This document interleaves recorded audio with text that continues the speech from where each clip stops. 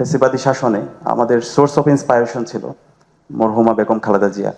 আমরা দেখেছি কিভাবে অন্যায়ের বিরুদ্ধে তিনি কথা বলেছেন, কিভাবে তিনি ফ্যাসিবাদের বিরুদ্ধে কথা বলেছেন, কিভাবে তিনি ভারতীয় আধিপত্যবাদের বিরুদ্ধে কথা বলেছেন, কিভাবে তিনি জাতীয় ঐক্য তৈরি করেছেন।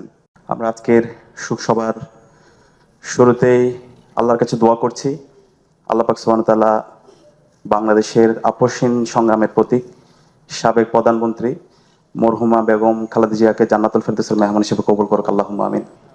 একই সাথে দোয়া করছি বাংলাদেশের সাবেক প্রেসিডেন্ট, যিনি সবসময় দেশের স্বাধীনতা, সার্বভৌমত্ব, অখণ্ডতার কথা বলেছেন, শহীদ প্রেসিডেন্ট জিয়াউর রহমানের জন্য আল্লাহ পাক সুবহানাহু ওয়া তাআলা শহীদ প্রেসিডেন্ট জিয়াউর রহমানকে জান্নাতুল ফেরদৌসের মেহমান হিসেবে কবুল করুক, আল্লাহুম্মা আমিন। বাংলাদেশের আমরা যারা তরুণরা আছি, গত 16 বছরে আমরা যারা ফেসিবাদ দেখেছি, ফেসিবাদী শাসনে আমাদের সোর্স অফ ইন্সপায়ারেশন ছিল মরহুমা বেগম খালেদা জিয়া। আমরা দেখেছি কিভাবে অন্যায়ের বিরুদ্ধে তিনি কথা বলেছেন, কিভাবে তিনি ফেসিবাদের বিরুদ্ধে কথা বলেছেন, কিভাবে তিনি ভারতীয় আধিপত্যবাদের বিরুদ্ধে কথা বলেছেন, কিভাবে তিনি জাতীয় ঐক্য তৈরি করেছেন। তিনি সকল অংশীজনদেরকে সাথে নিয়ে এক বিন্দুতে তিনি মিলিত করেছিলেন, জাতীয় ঐক্যের একটি পাটাতন তৈরি করেছিলেন।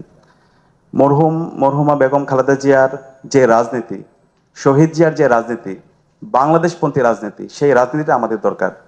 এই বাংলাদেশপন্থী রাজনীতির মধ্যে আমাদের সব সমাধান রয়েছে। এই বাংলাদেশপন্থী রাজনীতিতে বাংলাদেশের মাটি ও মানুষের কথা বলা হয়, ইসলামী মূল্যবোধের কথা বলা হয়। এই বাংলাদেশপন্থী রাজনীতি যদি আমরা বিনির্মাণ করতে পারি, বাংলাদেশ কখনো পথ হারাবে না।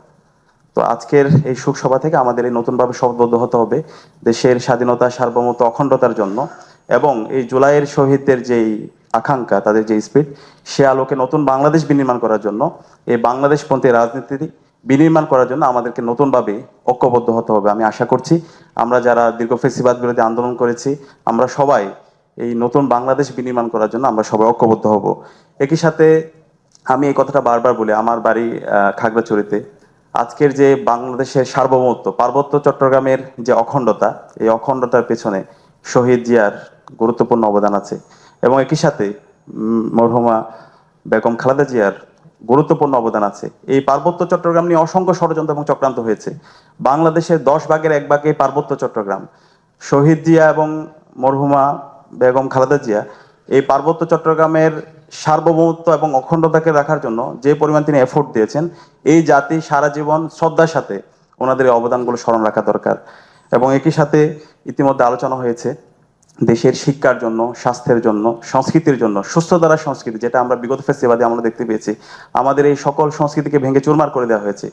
সেই সুস্থ সংস্কৃতি বিনির্মাণ করার জন্য বেগম খালেদা জিয়া এবং শহীদ জিয়া যে ফুলকড়ি আসর থেকে শুরু করে শিশুদেরকে সুস্থভাবে তাদেরকে বিনির্মাণ করার জন্য যে সংস্কৃতি বিনির্মাণ করেছেন, সেই নতুন সংস্কৃতি আমাদেরকে বিনির্মাণ করতে হবে। আমরা আশা রাখছি আমরা বেগম জিয়া এবং শহীদ জিয়ার যে অসমাপ্ত কাজ, সে অসমাপ্ত কাজ আমরা ঐক্যবদ্ধভাবে আমরা আমাদের কাজ জারি রাখবো, সে উদাত্ত আহ্বান জানিয়ে এবং সবার জন্য দোয়া চেয়ে আমি আমার কথা এখানে শেষ করছি। আসসালামু আলাইকুম।